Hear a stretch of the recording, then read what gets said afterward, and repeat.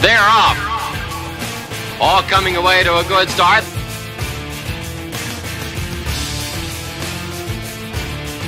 And down the stretch they come.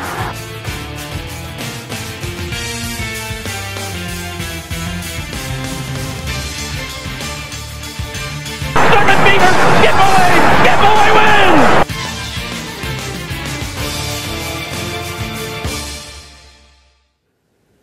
And welcome to a brand new edition of Monmouth Racing Today. I'm your host, Mike Curci. Well, the Haskell is just 2 weeks away, and we're going to take a closer look at some of the probable starters a bit later on in the show. Plus, we'll talk with jockeys Rajiv Mirage and Joe Bravo. But right now, let's take a look back at last week's $500,000 Grade 1 United Nations Stakes. On the outside, here's Main Sequence. Main Sequence surges to win it, making his North American debut in a big way over Twilight Eclipse and second winning Cause and Side Glance. Rajiv Mirage rode the winner for trainer Graham Motion, Main Sequence paying $18.60 to win, and qualified for the Breeders' Cup Turf event at Santa Anita on November 1st.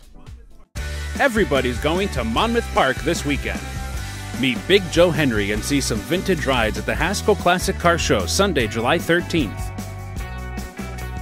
This is fun. This is Monmouth Park.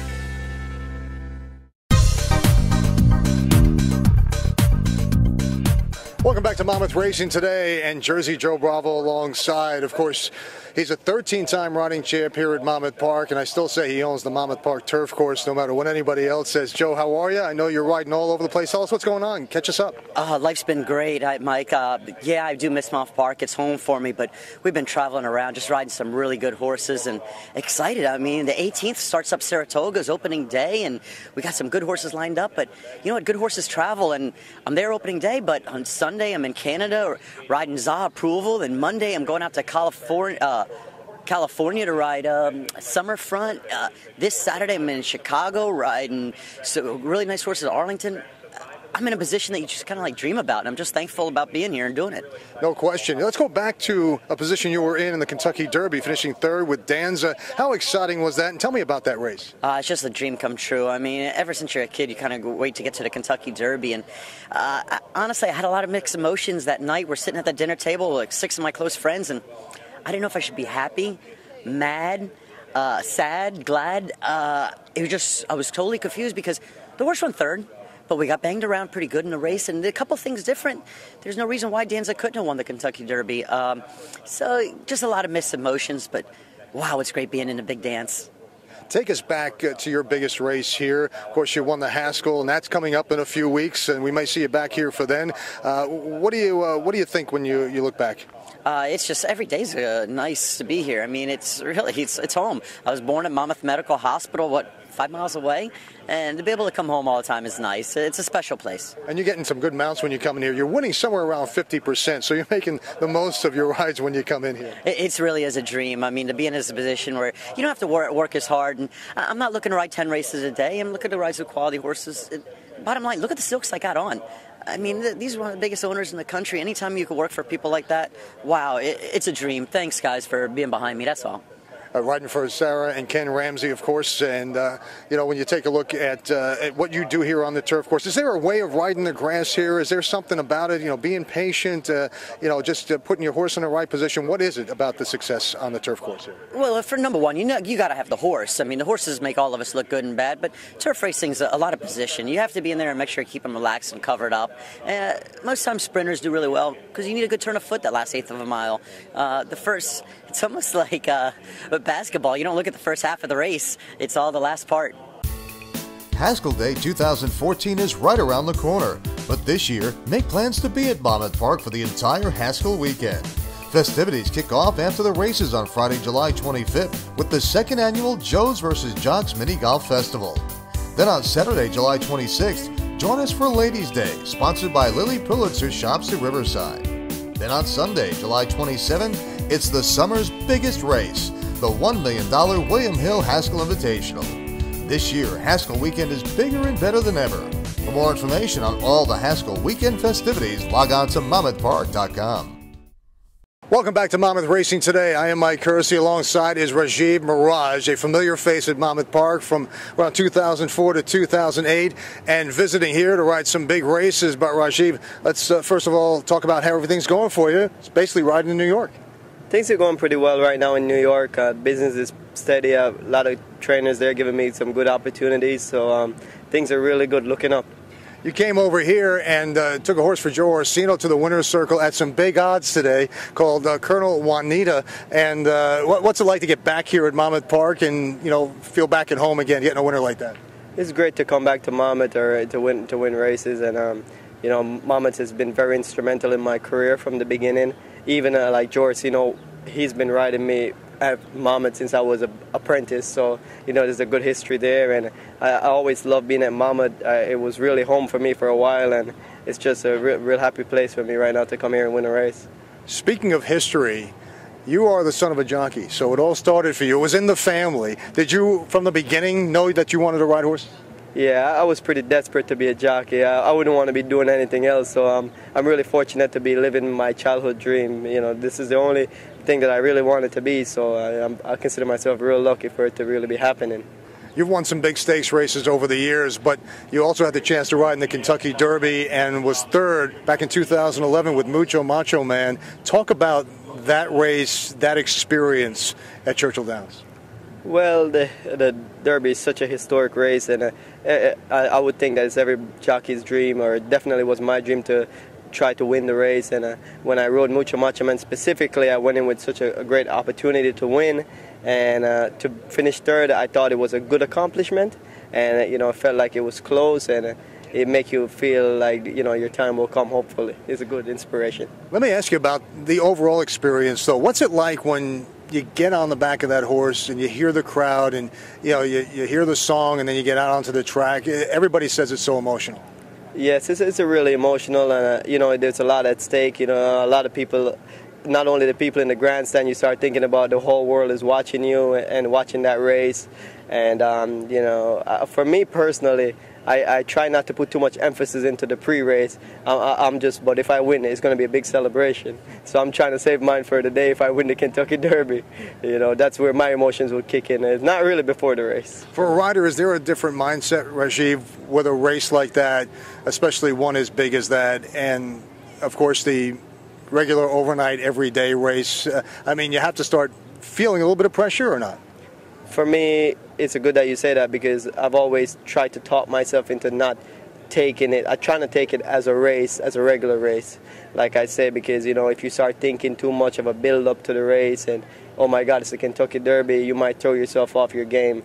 So I think the biggest preparation for me going into the Kentucky Derby is talk myself out of it being such a big race and just trying to take it as another race. And that I found has helped me with nerves and all that, to keep me kind of settled and just try to focus on what I need to do to get the best outcome for the race specifically, and not for the Kentucky Derby. Well, continue riding well at NYRA and, of course, all across the country, and we hope to see you back here soon at Monmouth Park, one of your old stomping grounds here. Rajiv Mirage here on Monmouth Racing Today. Thanks so much. Thank you, Mike. Thanks for having me. More racing to come here on Monmouth Racing Today. Stay with us. Monmouth Park's historic Parterre luxury boxes offer the best seat in the house and are available to rent most race days. Each box seats 6 and includes waitress service and a la carte menu, in addition to picturesque views of the track. Bring your friends or family and enjoy the first luxury boxes built at any sporting event in the country. For Parterre rental information, log on to monmouthpark.com or contact the group sales office.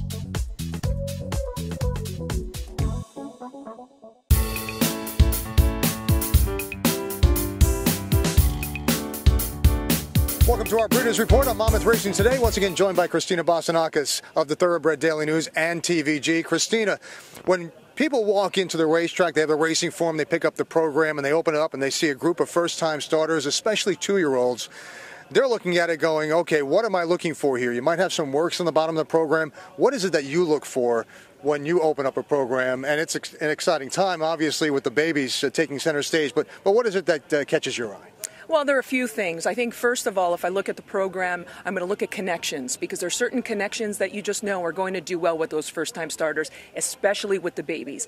Todd Pletcher, he's one of those guys. You can expect them to run early, but there are several trainers that can actually do well. So that would be one of the things. Also, in terms of the outfits and breeders, owners, you'll tend to see Mike Rapoli. He'll have some of those that are the early types. So certain outfits also do well. Works. Those are something, training patterns, certain trainers, they have a certain way of getting them up to a race. I personally do a lot of homework before the race. I'm going to look at the pedigree, I'm going to look at the breeding stallions, what their percentages are first time, with their first time starters, and also the mare. And sometimes this is not as easily readily available information for the mare's produce in terms of what she's already produced. Did her previous offspring win first time out? Did she win first time out? Had they shown some precocity? Also, where they're starting. Are they starting at a mile? Or are they starting at 5.5 furlongs? So that all comes into play with the pedigree. So there's a lot of detail that goes into that, and I try to do some work beforehand and also look at them in the paddock. Certainly great points there, Christina. And you mentioned a couple of barns to watch here. Todd Pletcher, of course, but Eddie Pleasant Jr. has led everyone with 2-year-olds the past several years, and I'm sure he'll be loaded again this year. Kelly Breen, another one to watch. And of course, there's always a few under the radar barns that you have to keep an eye on that actually do very well with their young horses. So that's a look at the breeding aspect of things, especially with the young horses coming here this summer to Monmouth Park. It's time now for this moment in Monmouth history. Let's go back to the 2000 Haskell. And they're into the stretch, and this Tyrant Taz class is bracing for Captain Steve's challenge. More than ready! This closing on the outside. Now Captain Steve takes the lead. Here's More Than Ready with his run. This Tyrant Taz class, and on the far outside, Dixie Union with a rush. Captain Steve, Dixie Union. Milwaukee Brew, More Than Ready. Dixie Union! Dixie Union won the Haskell. It is pick 4 time as we look at Saturday's late pick 4 here at Monmouth Park. Mike Curci along with racing analyst Brian Skirka. What a week for this guy. Last week, in the middle of the pick 4, he hits Northwood Bully at $34. Nicely done. Thank you. Sometimes you get kind of lucky.